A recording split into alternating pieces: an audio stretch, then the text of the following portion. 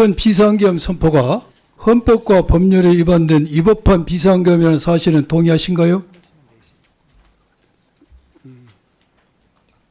이번 계엄이 나를 보고 답변하세요. 네, 잘못된 조치라는 데에 대해서는 동의합니다.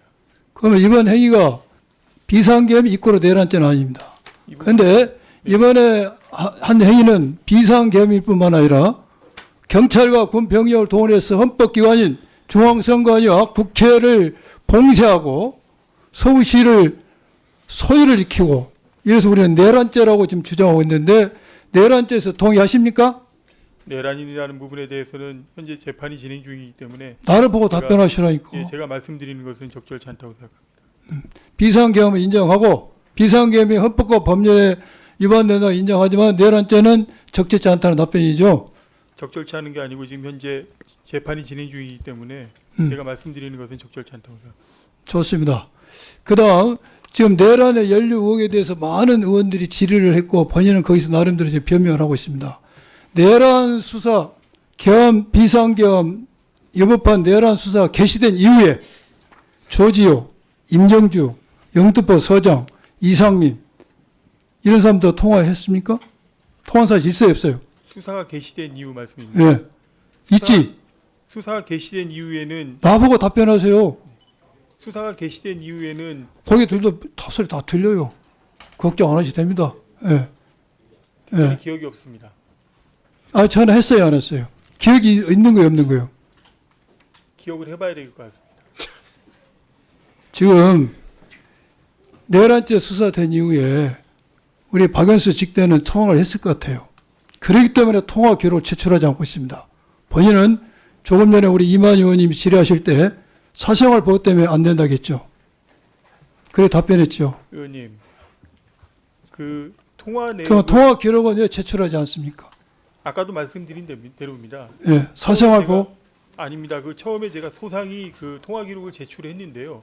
오히려 더 논란이 있기 때문에 수사기관이 충분히 다 제출을 했고 아울러서 포렌식까지도 지금 현재 이미 제출해서 지금 하고 있습니다. 그런 상황입니다. 수사에서 충분히 밝혀질 것 아니 같습니다. 그거 통화 기록을 제출을 하는 게 오히려 본인에게 국회까지 와서 여러 번 질문을 받고 내란죄의 관여 여부에 대해서 의혹을 씻을 수 있는 좋은 기회라고 생각되는데 통화 제출 기록을 제출하는 게. 네, 의원님. 수사기관에서 충분히 수사를 통해서 밝혀질 거라고 생각을 하고 있습니다. 좋아요. 그리고 본인이 조금 전에 어떤 의원님들이 질의할 때 경찰국장의 임무가 뭐라고 했습니까? 인사와 자치경찰에 대해서 장관에 조언한다고 했습니까? 일반적인 상황에서의 경찰국장의 임무입니다. 그런데 이번에는 그러면서 본인이 그래 이야기했죠. 치안과 경력 운영에 대해서는 내가 관여하지 않는다라고 이야기했죠. 그런데 이번에 치안과 경력 운영에 대해서 전화를 한 이유는 뭐라고 했어요? 치안과 경력 운영에 대해서 전화한 것이 아니고요. 기본적인 어떤 계엄의 상황, 예를 들면 임정주 국장한테 처음에 전화했을 때는 제가 이 계엄이 발생할 경우 도대체 경찰은 어떤 조치를 해야 되는 것이냐 이런 수준의 전화를 처음에 했었습니다. 계엄과 관련된 아니 본인이 인사와 자치경찰한 분이 왜 전화를 해? 관련 없는 일에. 아까도 말씀드렸지만 계엄이라는 전대미문의 상황이었고 전대미문 아니라 본인이 업무가 아니잖아요. 왜 이 전화를 해서 본인 업무가 아닌데. 네, 굳이 법적인 걸 따지자면은 경찰 그 행안부 장관의 경찰청장에 대한 소속 청장에 대한 지휘 규칙이 있습니다. 거기에 보면 행안부 장관이 책무 수행에 필요하다고 인정할 때에는 경찰청장에게 보고를 받도록 되어 있습니다.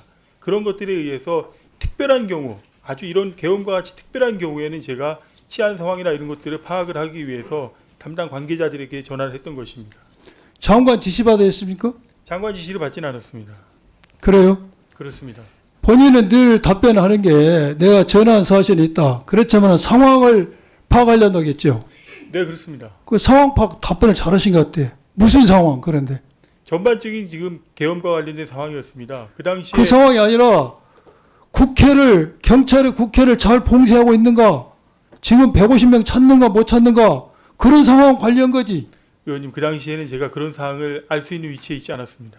그러니까 상황을 보고받아서 그것을 장관이나 윤석열 피고인에게 연락한 거 아닙니까? 의원님, 절대 아닙니다. 아니라고 하겠죠. 그럼 국민이 판단하기 위해서 PPT 한번 띄워봅시다. 햇빛에 보면은 그날 저녁에 수없이 전화를 합니다.